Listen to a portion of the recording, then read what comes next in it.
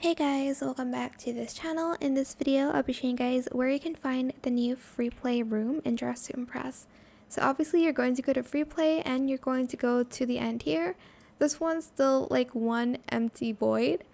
But now they have this super cute room from the Valentine's Day quest. I love this room and I can't wait to use it for future thumbnails and photos and whatnot. So yeah, that is where you can find the new recording studio in Dress to Impress. I hope this tutorial is helpful for you guys. Don't forget to like, comment, share, and also subscribe to this channel if you haven't done that already.